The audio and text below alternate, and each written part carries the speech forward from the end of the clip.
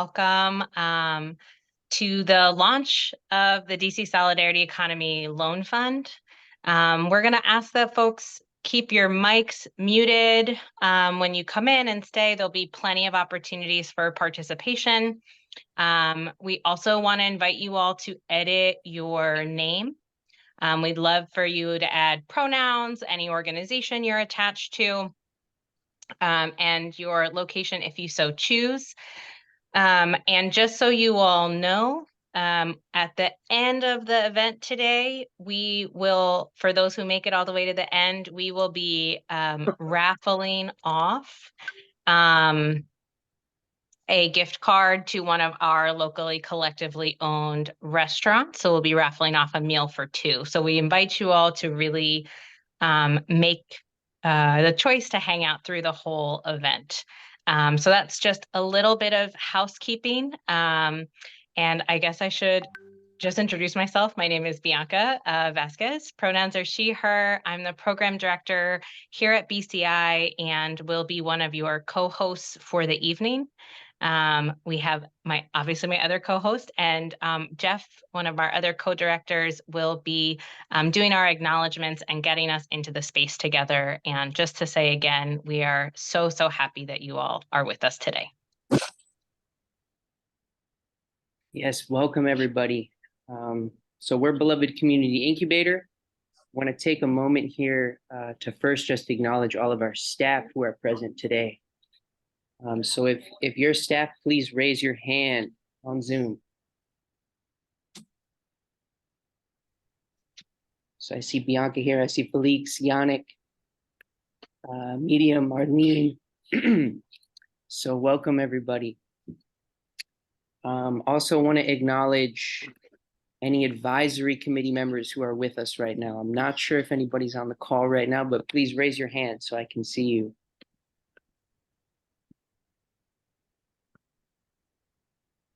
I think I see Madhvi with us. And we'll definitely have some more advisory committee members join later in the event. So we're grateful for you. Thank you for being here. Next, I want to acknowledge any worker owners of co-ops who are part of the BCI network or who we organize with who are here. So please give a raise of your hand if you're here with us.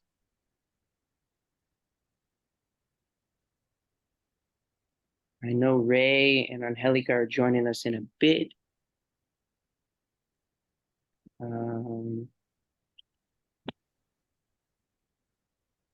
I see Piumi from Swamp Rose Cooperative. Welcome.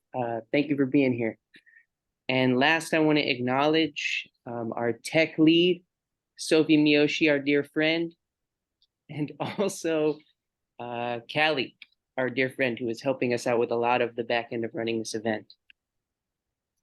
So thank you all for being here. And next, I want to move us just getting into the space. I want to offer a land acknowledgement to just acknowledge the ongoing settler colonialism in the United States and around the world. So we acknowledge the Piscataway people as the original caretakers of this land in what's now called Washington, D.C., where we live, love, work, and play. Land back movements are part of this solidarity economy movement, returning indigenous land to indigenous people. The solidarity economy movement is also international and focused on building people power throughout the world. We also want to acknowledge the Palestinian struggle for freedom against Israeli occupation and apartheid, and support for social movements seeking to build freedom and dignity for all people, Palestinian and Israeli, who live in historic Palestine.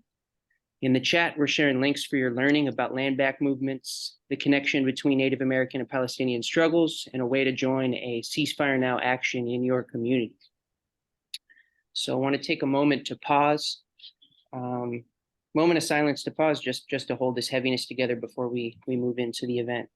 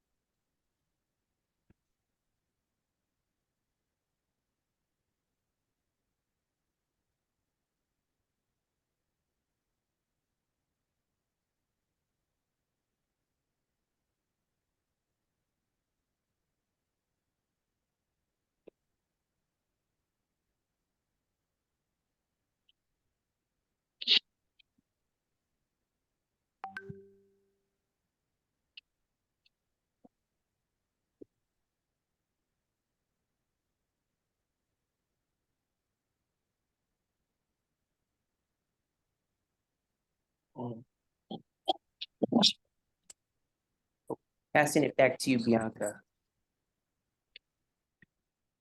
Thank you all so much for, again, being present with us today. I want to quick acknowledge my co-host and BCI's organizing director, Felix Macareg. They'll get to introduce themselves as well, but wanted to give them a shout out before I do the welcome for today. So we are here to celebrate the launch of the DC Solidarity Economy Loan Fund. And I guess the first thing I want to explain is why did we choose the name of DC Solidarity Economy Loan Fund? So as we talked a little bit about in the chat just before, the idea of a solidarity economy is that the economy we have is rooted in values of extraction, maximum profit, zero-sum competition, and does not care for people, communities, or the planet. And so we are looking to build and support an economy where the guiding principles are that of sharing and cooperation and generosity and justice. So that is what we are hoping this loan fund contributes, is to the building of that kind of economy in our region. I want to share a little bit about Beloved Community Incubator. We have been doing co-op incubation work for the past 6 years. And you'll get to hear from one of the first cooperatives we worked with, Dulce Hogar, later in the program. But as we heard in 2020, we expanded our work. We started relating to cooperatives all over our region, and we heard the same things over and over.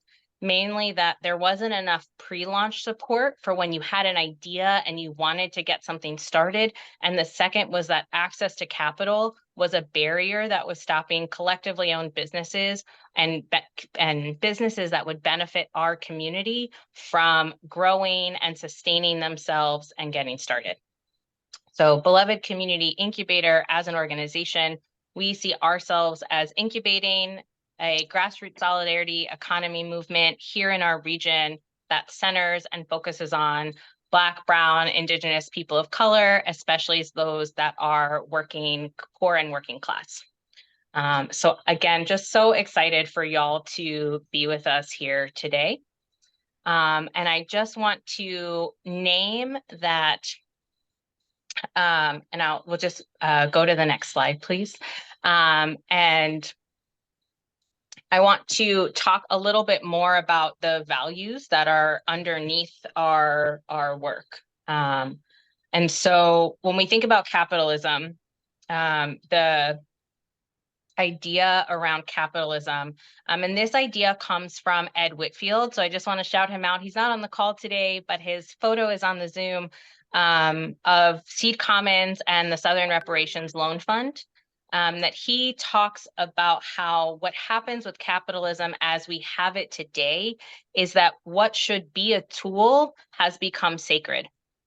So money should be a tool for our communities, right? But the way capitalism works is that it is profit over people, it is extraction and divestment and gentrification over our leaders, over our communities, over us. And so we are launching this loan fund with the idea that our community should have access to capital that is rooted in the solidarity economy. And we'll go to the next slide. So the idea of money that is accessible like this, and we'll talk a little bit more later about what makes non-extractive lending like specifically different. But the idea of this loan fund is to flip the power dynamics of traditional lending and borrowing and business development on its head. So that capital is in service of the wellness of workers, capital is in service of our communities and our people being more alive, and that we are investing in keeping wealth and keeping money in our communities and not being extracted from our communities. We want to name a really ambitious goal, that we have a goal of investing in the next 2 years, in 2024 and 2025, $1 million into local cooperatives in our region, building on the $200,000 in loans that we were able to get approved this year. And on your screen, you'll see a map right now. And we would be really remiss to not talk about two things. That DC Self is just one of over 30 loan funds across the country that are connected by Seed Commons Wealth Cooperative, which is a movement of cooperative loan funds throughout the US with this same idea of focusing on non-extractive lending. And I want to just name like what's behind this idea of having loan funds all across the country. The idea is that who leads strategy, who helps decide where money goes, who helps know what are the businesses and ideas to invest in, is actually those that are on the ground. That, you know, the loan fund leaders in Detroit would know Detroit better than the loan fund leaders in California, and the same for Baltimore and New York, that there are specifics about the ways that capitalism has played out in our communities that we are the best suited to respond to. So it's really the opposite of a lot of financial systems where banking and lending and business ownership is often done by absentee or distant owners, and decisions are made by distant boards. We're hopeful in the next year to build out a local credit committee so that who is deciding about money in our community is people from our community. Take a deep breath. And again, I'm just so glad that all of you could be here with us today. And I want to pass the mic over to Felix to introduce themselves and get us into the space together for a fun, interactive portion of our time. Hi, everybody. So glad you could join us today. We are going to take some time to think about money, how we got imprinted and stamped around money, sometimes against our will, and what we think we can do, the small but important ways we think we can undo some of those harms. So before we get into this interactive activity, I want you to take a look at this slide and hold this thought in your head. What if the deepest of the evils of capitalism is the scarcity mentality that it perpetuates in us, that it imprinted into us against our own will from the time we took breath? What does that mean to you? Take a moment. Okay, let's go to Menti. So we are gonna be in Menti. Oh, actually, can you go back to that last one, Sophie? Okay, so like this is what scarcity mentality does to your brain. The left is your brain on scarcity mentality. The right is your brain not on scarcity mentality. Like, see how much brain space it takes up. And so we don't have the space to be the generous, abundant, and all those great things that we can be as people. Okay, now we're going to go to Menti. Okay, so open up another tab on your browser if you can, or if you have to toggle back and forth in your phone, that is fine too. And go to menti.com, and this is the code in the presentation that Sophie is running right now. So I'm going to read it out loud also for people. It's 8594-2622, and you're going to Menti, MENTI.com. We want everybody to access, no matter their comfort with technology. So if Menti is not for you, please, please, please just drop your answers in the chat. So we're going to give you a second to get there.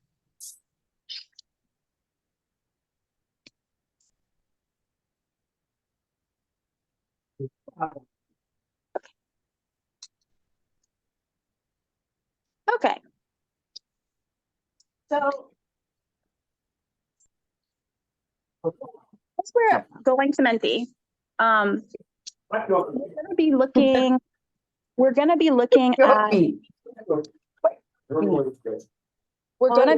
at a feelings chart. So we're going to be examining all the feels that come up when we think about money. So in this chart in front of you, I'm going to use the code, and in this chart in front of you,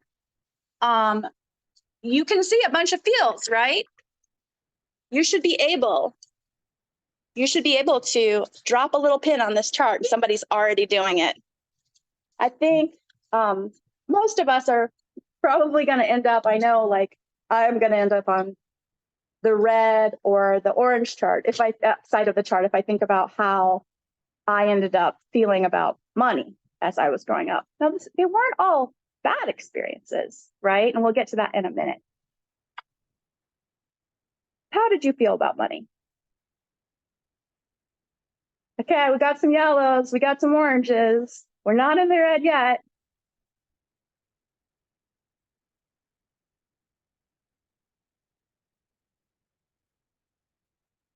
We got a couple greens.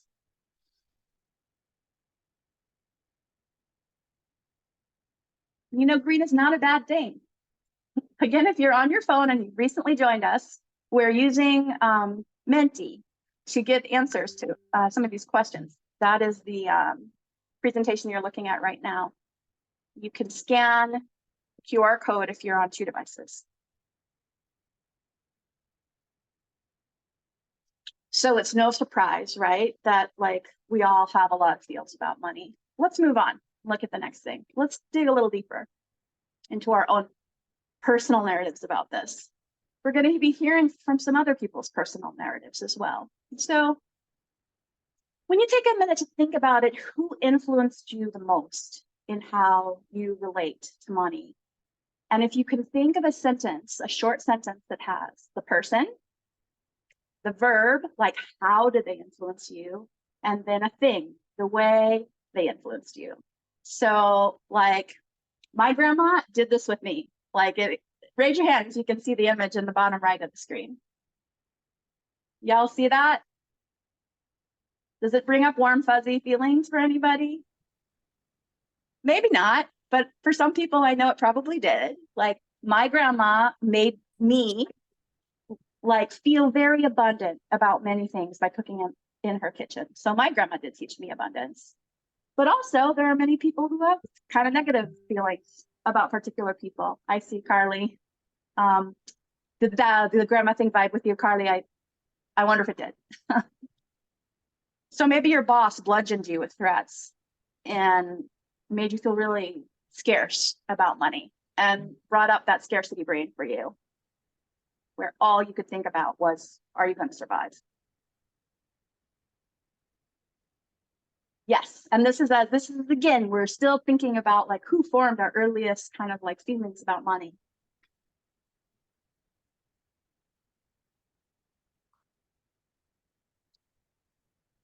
So we're seeing some really, really interesting things here, right?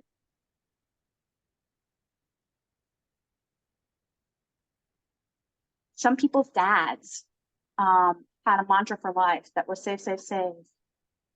A mom encouraged people to live within their means. Another person said their mom encouraged them to open a savings account early. If someone has a quick 30-second share that you're feeling called to share, put a C in the chat. More abundance from grandparents, not surprising. Key role for grandparents is to be very abundant.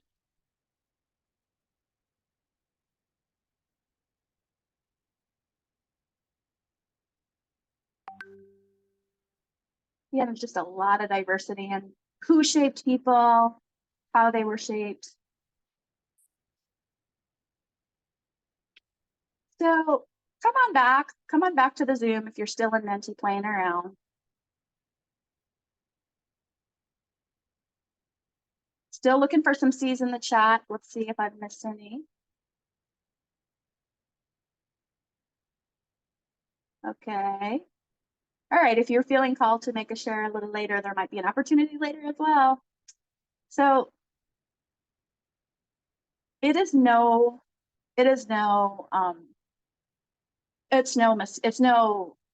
surprise that we have all kinds of deals around our relationship to money, but it doesn't have to be this way, right? We know that if we build our own institutions, we can create a new way of doing business and a new way of relating to money, right? For ourselves, for our communities, for the worker owners that we know. And we have a structural way that we're proposing of moving forward, which is through DC Self. Gonna pass it back to I just want to thank everybody for participating, both in the chat and in the Menti.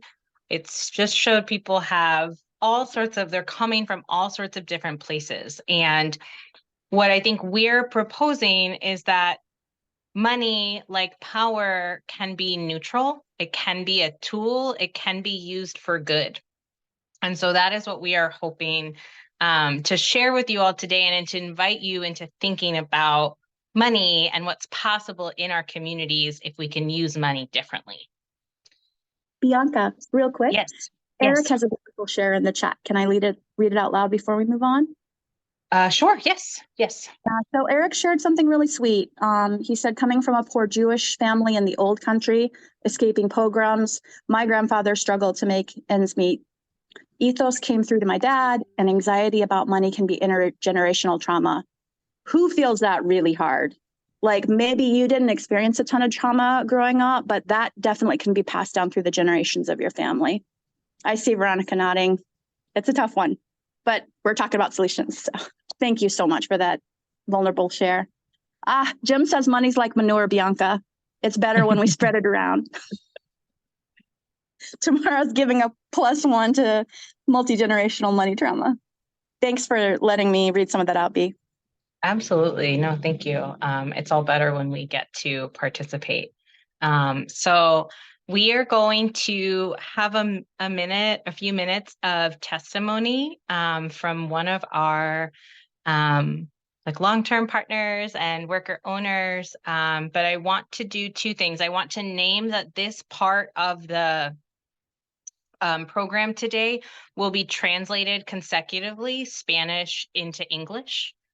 So it was going to take a little bit longer, and I really invite you all to listen deeply. And I want to name that Sandra.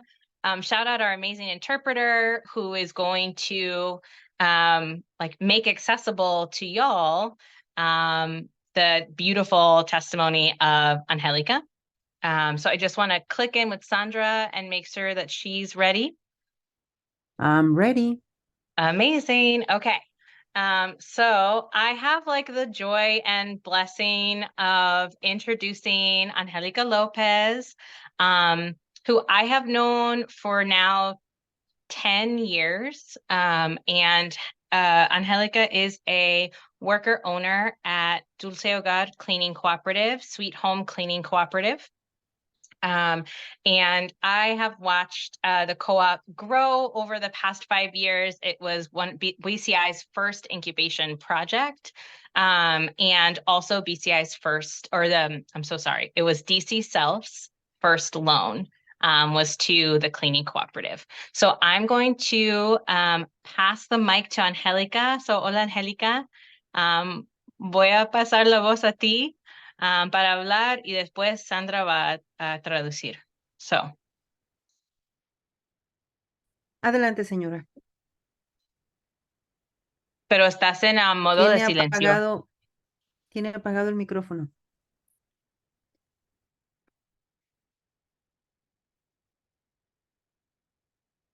¿Puede prender su micrófono, por favor?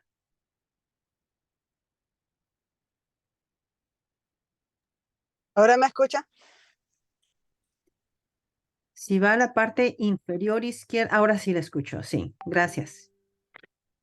Mi nombre es Angélica López y yo soy una miembro de la fundadora de la cooperativa que se inició ya hace como 4 años, de 2019. Y la incubadora nos ha ayudado para iniciar esta cooperativa, nos ha ayudado de la administración de la cooperativa, contabilidad, taxes, supply, y eso nos ha ayudado bastante. Y también obtener un préstamo para crecer la cooperativa, porque antes, cuando se inició la cooperativa, somos 4 y ahora ya somos 8. Entonces, esa es la razón que nos ayudó por el préstamo para comprar los supply. Y y ahora ha crecido la cooperativa. Comprar supply, los Un momento, por vacuums. favor. Ajá. Un momento, por favor. Hello, my name is Angelica Lopez, and I am a member owner for about 4 years.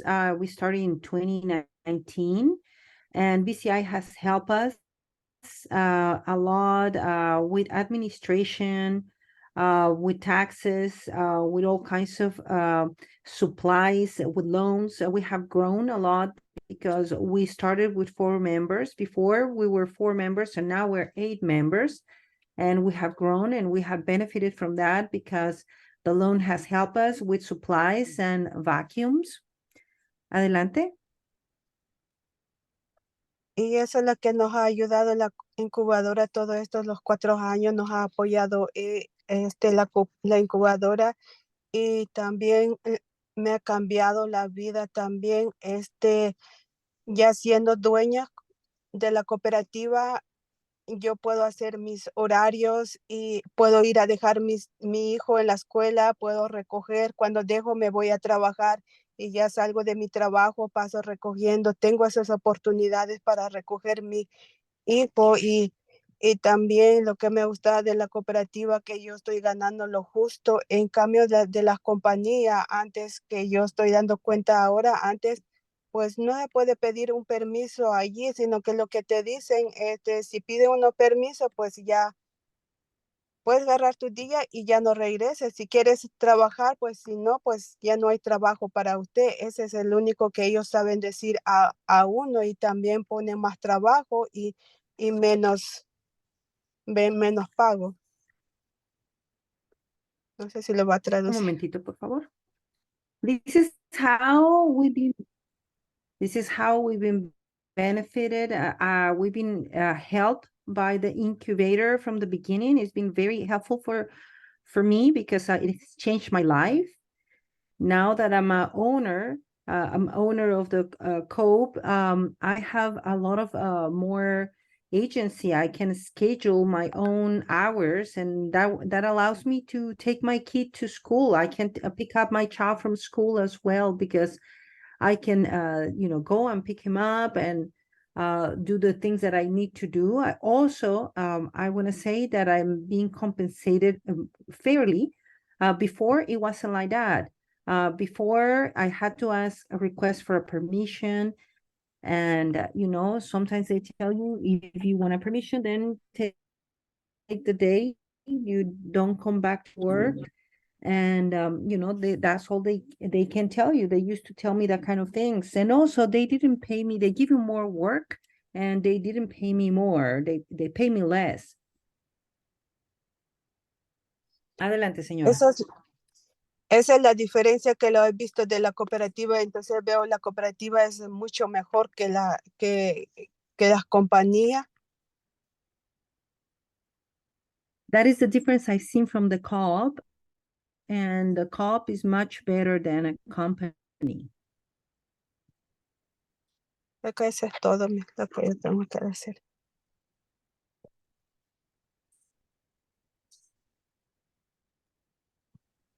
I think that's all that I wanted to share. Yes. I just want to, Sandra, if you could just interpret this part too. I really want to say thank you to Angelica for sharing with us and being generous with her time and her story. And folks are more than able to like drop notes to her in the chat if you would like to. And one thing that I want to say is, you know, Dulce Hogar came, well, let me let Sandra translate that part first. Go ahead, Sandra. Thank you. Gracias. Quería decirle, señora Angélica, muchísimas gracias por compartir su historia con nosotros y por su tiempo. Y le pueden dejar mensajes a Angélica en el chat.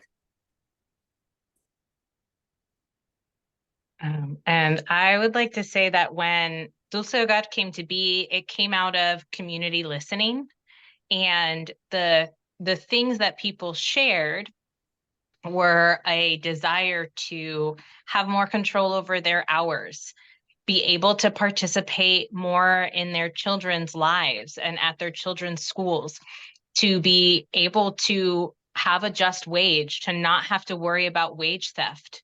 And so for me, it is a blessing to be 6 years later and to hear Angelica's story. I'll pause there. Y quería decir también que cuando comenzó Dulce Hogar, comenzó a base de escuchar a la comunidad, porque compartió la comunidad que ellos querían controlar su tiempo para poder pasar más tiempo, compartir más tiempo con sus hijos y tener más control sobre su vida y sus horarios, y también ganar lo que es justo y no preocuparse de que les roben los salarios. Para mí eso es un gran orgullo. Después de 6 años de haber comenzado esto, ver cómo se está desarrollando. And one thing I want to highlight, Arlene dropped this in the chat, but Dulce Hogar workers, including Angelica, were a part of the Excluded Worker Coalition, which won $61 million for excluded workers, so people who work in the cash economy or otherwise wouldn't have access to pandemic relief programs. And Angelica was also part of the initial, and the cleaning cooperative together were a part of welcoming migrants being bused from Texas by Governor Abbott to Washington, D.C. And so we'll post those links again where you can read more about those campaigns. Y también Angélica, Arlene puso esto también en el chat, que quería subrayar también que Dulce Hogar, los miembros de Dulce Hogar, incluyendo a Angélica, también fueron parte de la coalición de trabajadores excluidos, que tuvieron una campaña donde ganaron $61 millones, porque estos son los trabajadores que trabajan en la economía en efectivo, que no se podían beneficiar durante la pandemia de los programas que hubo de ayuda económica, porque ellos son trabajadores que están excluidos de esos programas, y también participaron en integrando y dándole la bienvenida a los inmigrantes que llegaron de Texas, que el gobernador Abbott mandó en autobuses a DC, y fueron también parte de esas campañas. Si quieren saber más de esas campañas, estamos poniendo también enlaces en el chat para que puedan enterarse mejor. So one last big thank you to Angelica and for all of the workers at Dulce Hogar who have worked so hard to be like an example that this kind of business is possible in our city. So throw up an emoji, or if any of you, if anyone would like to say anything directly to Angelica, we have a minute for somebody to share.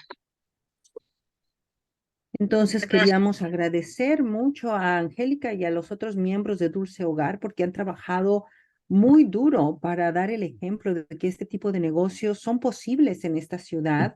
Y tenemos un minutito que nos queda. Si alguien le quiere poner algún comentario a Angélica en el chat, adelante, por favor.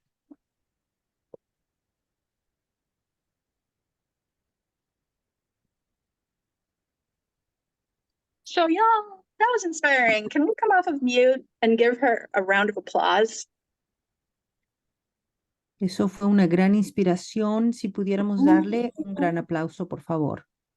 Come on, come on, come on. Here we go. 1, 2, 3. Yo puedo comentar muy rápido, si está bien. Sí, está bien, gracias. Yes, yes. Solo quería decir que muchas gracias por compartir todo esto y es un honor estar en comunidad con usted y sí, gracias por todo, por las campañas de trabajadores excluidos y también el trabajo que están haciendo con Dulce Hogar. I just wanted to comment very quickly to thank you for all the hard work that you've been doing. It's such an honor to share community with you. Thank you for the campaigns that you have been participating in with excluded workers and with Dulce Hogar.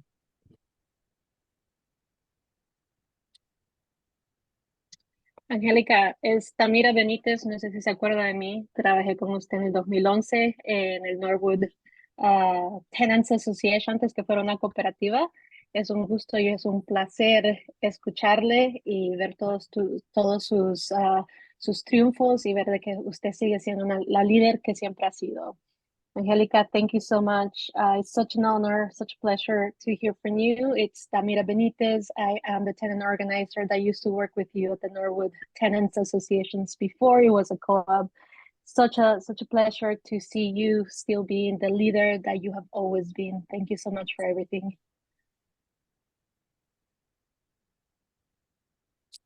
So I just want to pass it back to Bianca, who's going to talk about why relationships are so important in how we approach loans. Vamos a cederle la palabra a Bianca, que va a hablar de la importancia de las relaciones y también de los préstamos que se van a lanzar. And I know that Angelica is on her way to work, and so she snuck in some time to be with us. This will end the time of consecutive translation. And so also a big thank you to Sandra for making that story accessible for everyone. Bueno, entonces sabemos de que ahorita ya Angélica se tiene que ir a trabajar y nos regaló un poquito de su tiempo para compartir la historia y damos también las gracias a Sandra que hizo que esta historia fuera accesible para compartir. Y se termina la interpretación consecutiva. Thank you. Okay, so I want to talk a little bit about traditional lending and why traditional lending doesn't work for our communities and doesn't work for businesses that benefit our communities, and also particularly is difficult for cooperatives to access. So I think, most people who have tried to get a loan for a small business experience that process as difficult, exclusionary. And also, if you want to open a cooperative, a lot of banks and lenders find cooperatives to be something they haven't really heard of outside of the agricultural sector. So it is different, which means it's risky, right? And also, again, we talked about the logic of capitalism today. The logic of capitalism is that businesses in our communities are inherently risky, right? And so banks and lenders will try to mitigate risk by using things like credit scores and personal guarantees. And so if the business fails, they'll also utilize the tool of automatic repayments, which means even if the business is not profitable yet, they can start the repayment process. And in the order of who gets paid, the bank is first. And so lenders don't care whether the business is ultimately successful or not, because with a personal guarantee, they still get paid. With automatic repayments, they still get paid. So by the logic of capitalism, of profit over people, they can still consider themselves successful. And, that logic creates businesses that when you dare to ask the question, who benefits, it's never our communities and it's never workers. So what does lending look like if our guiding principle is non-extraction? So what it produces, or what we hope it produces, is that people are better off after having worked with us as a lender. And there's a couple of ways that we try to ensure that. So the practicals of what non-extraction looks like is we don't make repayments greater than profits. The expectation is that workers with loan money get to pay themselves first, and the loan gets paid back out of profit.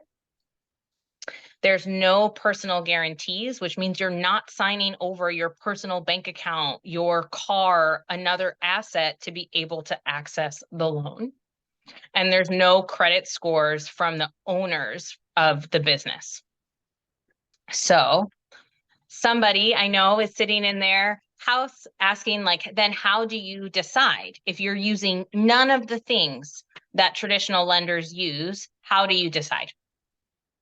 So we do a couple of things. So businesses that we work with that from idea to operation, or whether they're already operational, we have and give extensive technical assistance to help worker owners build their business plans, understand their business plans, and improve them. And that technical assistance is provided through the length of the loan. Again, if the alternative to what mitigates risk is credit scores and personal guarantees, we would argue that it's relationships that mitigates risk. So loan officers and people trained in like the lending piece are expected to meet with cooperatives regularly, be in very regular communication, and also to help in pivot planning. So if something goes wrong, you have your lender at the table with you, looking to help you succeed. I think for me, one of the things that this is represented by 100% of cooperatives that were getting loans and financing through Seed Commons when the pandemic started survived the initial economic shutdowns because they had their lender helping them stay in business. They had their lender helping them pivot, and the intention was for them to be successful. The intention was, or the intention is that like the borrower and the lender are on the same team for the success of this business, for the benefit to the workers and the benefit to the community. And then the last thing that I just want to say is that when I was thinking about relationships mitigating risk, in many ways, like the current status quo of how lending works is also a risk to our community, right? It's also a risk to people who are the most extracted from or most divested from with capitalism. And so if you're from a community that has experienced divestment, you're not necessarily judged by the strength of your business plan. You're not judged by the value you bring to your workers or the value you bring to your community. You're judged by like potentially what has been your economic history. And oftentimes if you can't provide years of financials, you can't access any money. And so the goal again of this loan fund is that we're building an economy and we're building a loan fund that's more rooted in relationship. And the goal is to return the benefit of that labor to the workers and to our communities.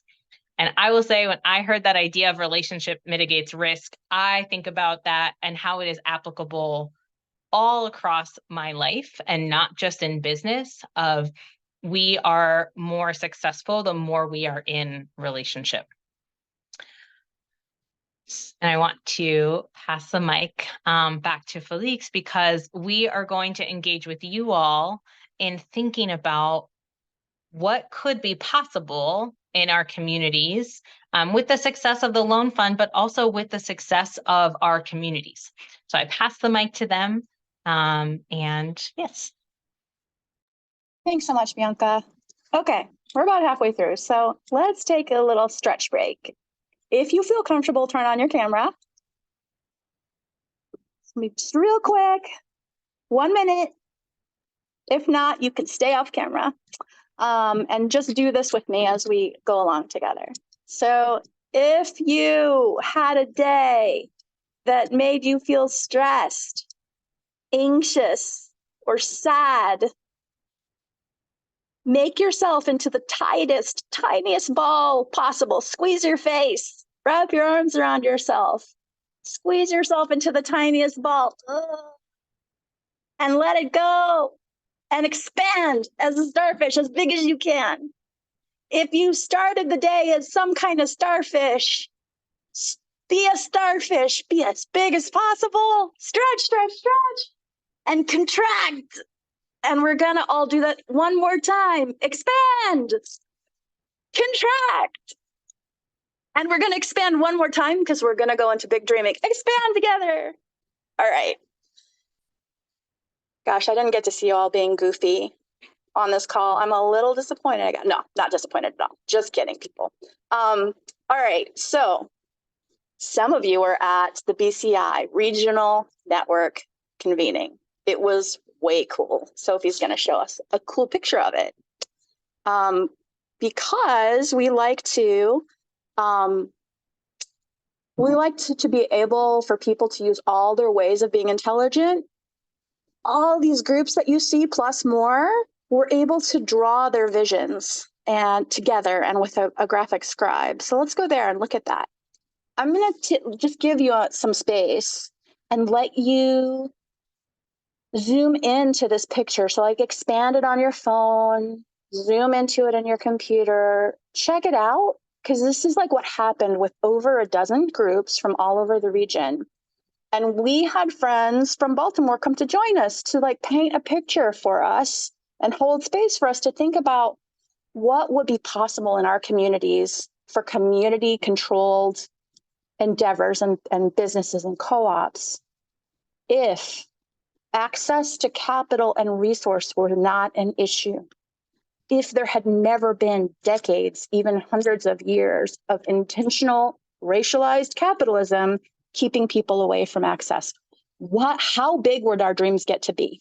So like they dreamed, right? They made this beautiful, beautiful dreamscape. So if you see some things there that resonate for you, things that you want to see, things that your co-op has talked about. So we have some partners here on the call from some of the co-ops that we get to be in relationship with. Shout it out. Make a little comment about it, right? Like say a +1 in the chat. And if you want to come off and mute and comment about like the richness that you see here and add to it, please do.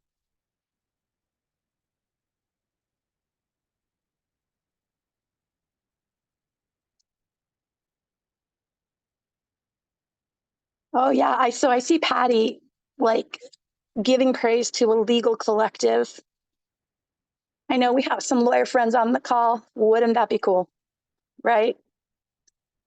Anybody else see anything big here?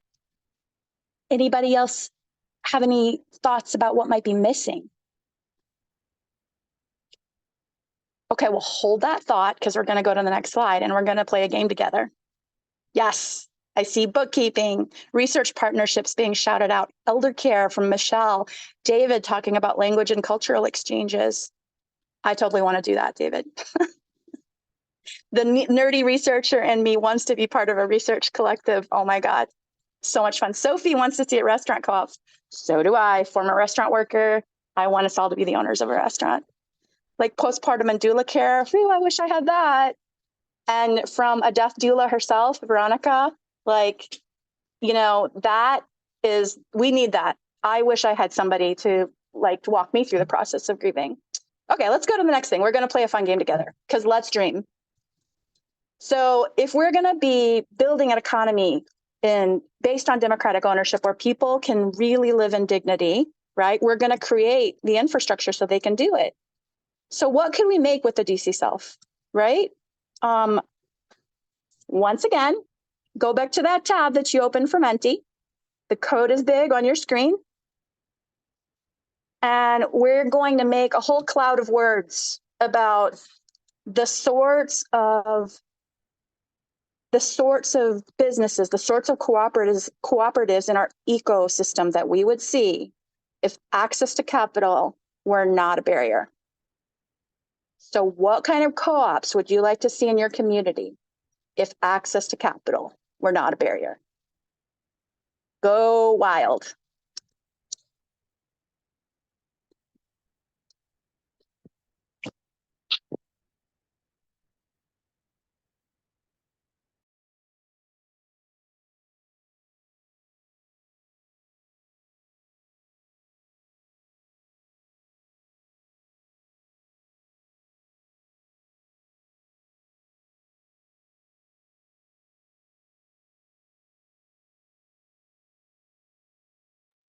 So this is so darn cool. And we can also share with you when we follow up the results of what this community dreamed together.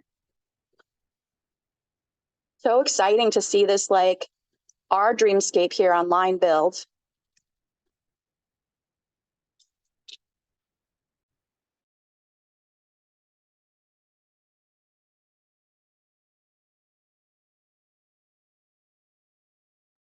So y'all, these are the dreams of 65 people here forming right now.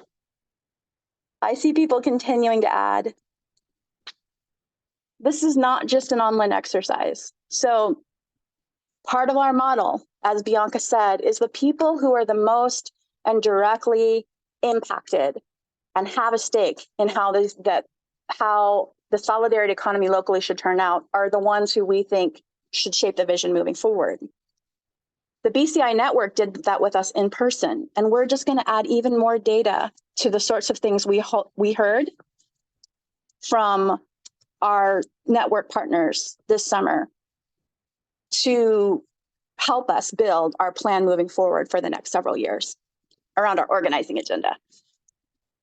I'm going to pass that back to Bianca, who gets the great honor of introducing our next partner in DC Self.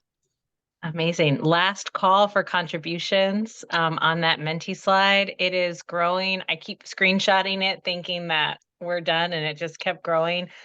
I just want to name, there are like some things that are so similar to what was shared by the co-ops this summer, and some things that we hadn't thought of. And that's why we want to be talking to more people and listening to more people and sharing that this is possible, that this money does exist, that there is support for growing these kinds of community-based businesses. So I now have all day the honor and pleasure of announcing and introducing co-op leaders who are going to get to share with y'all.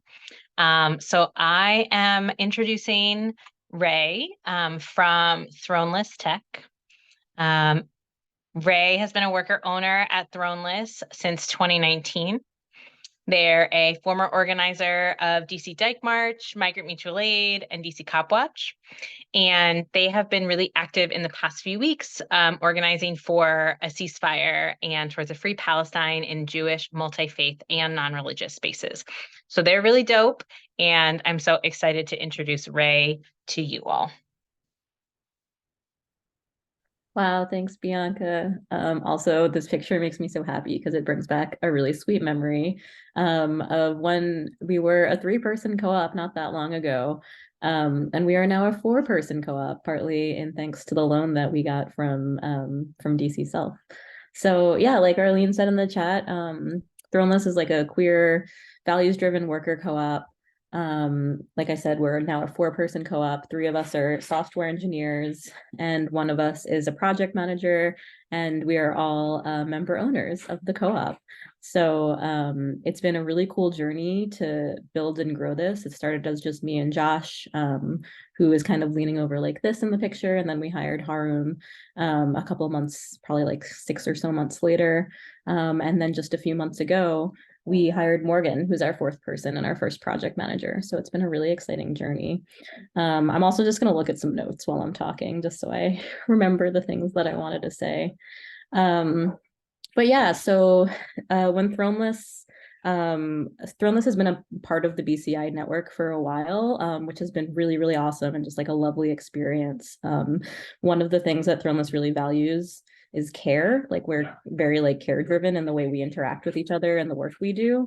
So it's been really lovely to have and to build relationships with like Bianca and Jeff and Felix at BCI, which also like really helped us have a great way to kickstart working with the DC Self program and like starting with our loan and everything like that. So yeah, like for the co-op to work with through Seed Commons to get this loan was like huge for us. The way the timing kind of worked out, we started on this really big, or we had applied to do basically a pretty huge project in the internet freedom sphere that we ended up getting the contract for, which is so exciting. It's just like, it's a really big project that will hopefully like really, really help a lot of activists, journalists, people all over the world doing a lot of work in organizing internet freedom and a lot of things like that. And we won this contract and realized we needed some new equipment, realized we had a lot of work to do just to get this started, and didn't necessarily have the funds in our bank account to do that. So working with Bianca and figuring out what we needed and what we could do with like through some loans was really, really huge for us. And we ended up getting an equipment loan and also just like a general loan. And the equipment loan allowed us to like take on this major project and like sustain ourselves. The equipment loan allowed us to like purchase new hardware that we could use that was capable of taking on this project. And the general loan has allowed us to like sustain ourselves so that we could actually start on work before we actually had payments come through. The process was so smooth, so responsive. Bianca answered all of our questions very regularly, very thoroughly, which was really wonderful. And it's stayed that way. Like Bianca said, like regular check-ins, having meetings has been great for us as well to make sure that we're on top of things and to know that we can be transparent about where we're at as money comes in to be paying back the loan. And also, as I mentioned before, like care is really important to us. Doing this like activist and organizing work that's not paid work through Throneless is also really important to us, which is why in particular the past few weeks and before, when doing our organizing for Dyke March, Migrant Mutual Aid, other projects like that, it's been really, really huge to be able to know that I can take some time, take maybe a day off to work on these projects and know that my not working will not like be a huge problem for my other three like co-worker owners. So it's been like a really, really incredible thing to have that security and sustainability to know that we're going to be able to keep doing what we're doing. The other thing I forgot I wanted to mention is we also operate on a sliding scale. Our work goes from we charge certain clients $0. We charge other clients our highest rate on the scale, depending on what they can afford. And that's a really important value for us. And working through a system where we're able to secure a loan and use that in funds while we're waiting maybe for a payment from a bigger client to help work on a smaller client is also really, really important and helpful. I think I'll stop there. So same as with Angelica, like I would love for folks to put affirmations and gratitudes towards Ray for also giving up their time tonight to be with us, to share about the loan, to share about what was made possible by access to the loan. And one thing that I want to say that feels really present to me today is that like access to capital for worker owners is also about participation in public life. Like who gets the gift of time to be present in their life with their kids, to be present in like public life in terms of organizing and being present in third spaces that matter to them. And so this is also part of what we are building and supporting via the DC Solidarity Economy Loan Fund. So big, big thank you to Ray. And it has also just been a pleasure working with y'all, and I love seeing y'all grow and thrive and adding worker owners and really like it just got slipped in there, but an internet freedom project of this size is so important for us as organizers and for people literally around the world. And I don't think the impact of that can be understated. So just a big shout out to Ray and the whole crew at Throneless Tech. We are coming towards the end of our time, but we want to make some space for y'all to get to ask questions. So we're going to open up Menti again. This helps us have access to all these questions after. And we have at least 10 minutes for questions. So you can ask questions about loans, or anything about the projects and DC Self. You can also direct questions towards Angelica, who looks like who's still here, or to Ray. And we will have a quick exit survey for y'all, which will help us know how to follow up with you. So that's coming. And there will be a part in there for if you are looking to or have a project that you would like to access a loan. So we're just gonna take some questions. Okay. And you can put the questions on Menti or in the chat. So the first question is, how do we become lenders? Oh my gosh, I love this question. So one part is we think that the skills of this should be that should be accessible. So we are going to be thinking about having a curriculum to teach people the skills of this. Like, how do you help people facilitate and learn a business model canvas? How do you help people think about break even? How do you think about the underwriting of a loan, and how do you think about helping workers think about customers and how will they reach those customers? So that is, we want to make those skills readily available because they're helpful for anybody who wants to start a business. And as the loan fund grows, we are looking obviously to bring on more staff to be doing this kind of intensive TA, so we can be supporting cooperatives in our region. And our region is broad. It says DC Self, but we are able to work with cooperatives in DC, Maryland, and Virginia. So in the DC metro region, in thinking about that in an expansive way. And there is a loan fund in Baltimore. So we sort of split, who's in better relationship or who has more relationship or more knowledge of that industry. So that's what's coming. Oh my gosh. Second question, or next question. Are there other ways we can support or be involved aside from investing? I also love these questions. And I'm gonna answer this one, and then I want to actually open to other BCI staffers. It shouldn't just be my voice in this part. There's also questions in the chat. Okay, so exciting. So the first question I will answer is, sorry, Sophie, can you go back to the last question? Thank you so much. Oh, so many questions. Yes, other ways to be involved. So in the exit survey that we're going to drop in just a second, there are I would like DC Self to do a presentation with a group or community I'm connected to. We are looking for volunteers to serve on that credit committee so that there are folks who are values aligned and in community making decisions about where the money and time resources of the loan fund go. We are also, looking for volunteers for events and people who want to learn the skills of lending so that when we have our incubation sessions with folks, there are more people who can coach and facilitate. There's a couple of other ways to get followed up with in that exit survey. So I just want to point to those.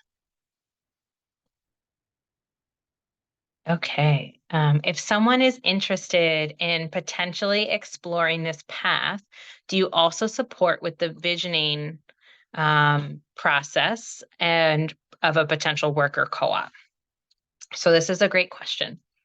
So some cooperatives come up, like when we started working with Throneless for the loan, they were operational, had a few worker owners, had been in operation for a few years, and were pretty loan ready. When we said, hey, send your profit and loss, they knew how to do that, right? They were a more established cooperative. But some folks definitely come with an idea.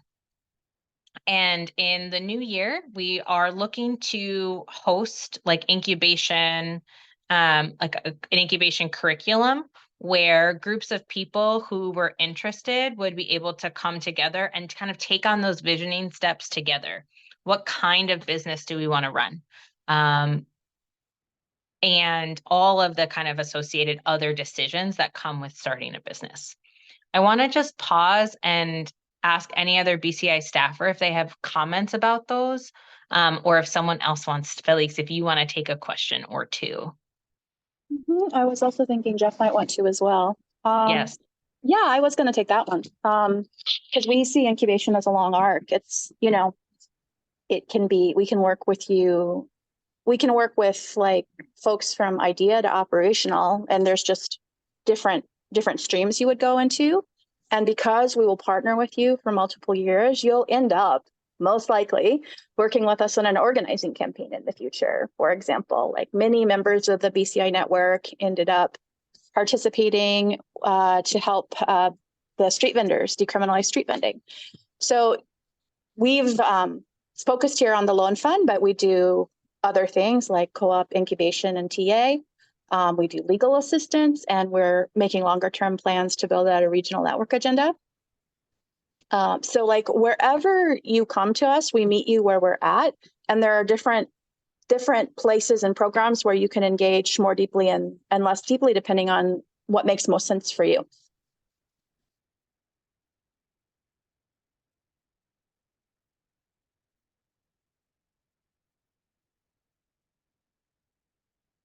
Gabrielle asked the question of how do people loan money to the fund? If people are like, this is amazing and I have money, I would like to support it. I would actually love to ask Jeff if you're able to answer that question. Yes, I'm happy to speak about this. So the easiest way is just Seed Commons, the national organization, raises all of the money nationally, basically so that money raising is streamlined, compliance on the back end for the money raising is streamlined. So basically, if anybody in DC is interested in buying an investment note in Seed Commons, which is, you know, basically a financial instrument to make a loan, we can connect you with the national investment staff at Seed Commons.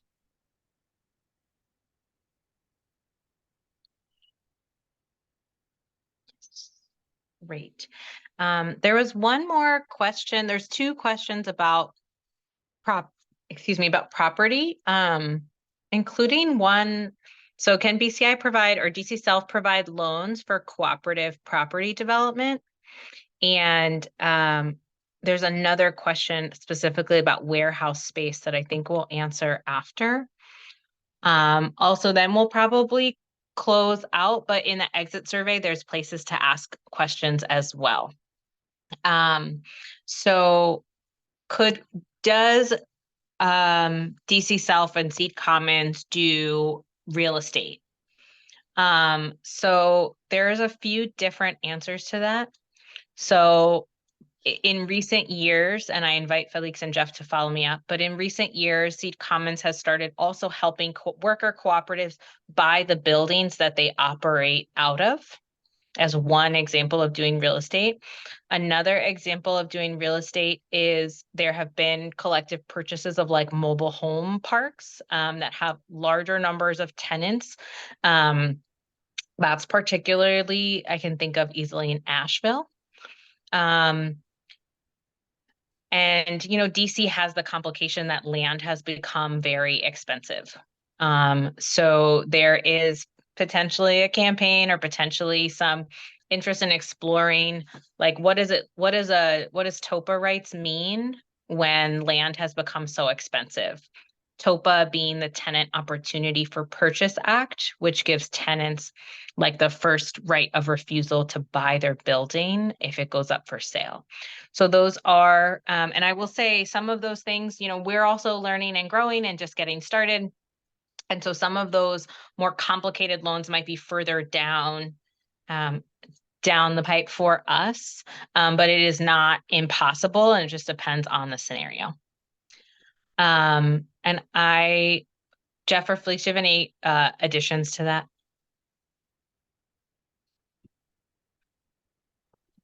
I would just add, I think one of the most important pieces is whether the business is actually a cooperative, so whether it's democratically controlled by the workers. So I think there can be creativity for these land-based businesses, but really it's sort of like, is a worker cooperative purchasing the building where you operate, or is the business also a worker cooperative that's connected to land? So just to give an example, like a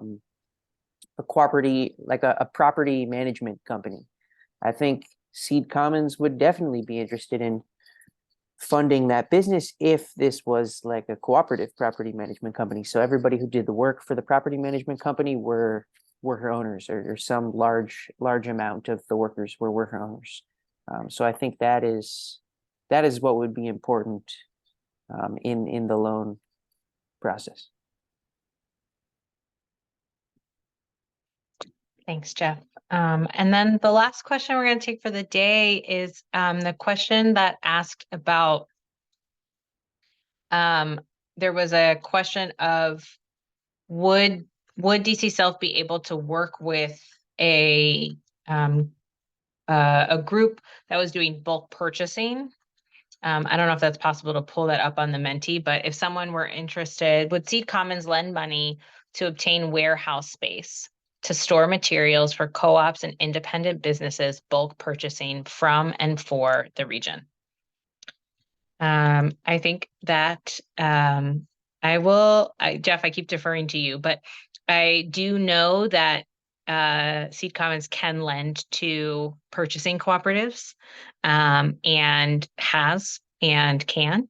And so that is definitely a project that we would be able to support, especially if who would benefit from that bulk purchasing, if it also benefited local communities, Black, Brown, Indigenous folks as well.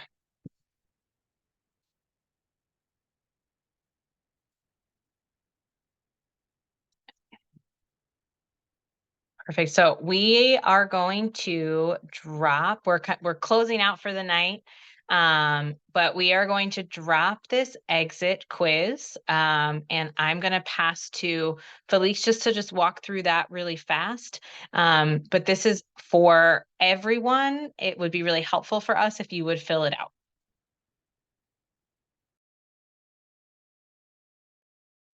So thanks for hanging in there with us, folks, and for participating so fully. We have one more really fun thing, so stick around. So we have an exit quiz. We'd like you to fully fill it out and then come back into the Zoom, because we're going to have a really fun activity. Remember at the beginning when we had a wheel? Jeff's going to spin the wheel, and you're going to win a really cool prize from one of our partners, Flavorture, which is one of the first Black-owned restaurants in Ward 3 on the other side of the park. So if you have any questions about the survey, just fill it into your best knowledge. We are going to be following up with you. We're not going to be, we're not going to be following up immediately with loan conversations. We're going to be having those with folks where it makes sense in the beginning of next year. But there are so many ways for you to engage with us, and you'll see them there in the survey. If there's another way that you'd like, or an idea that you have that you'd like to engage with us, you can. We'll leave a way for you to contact us here in the chat.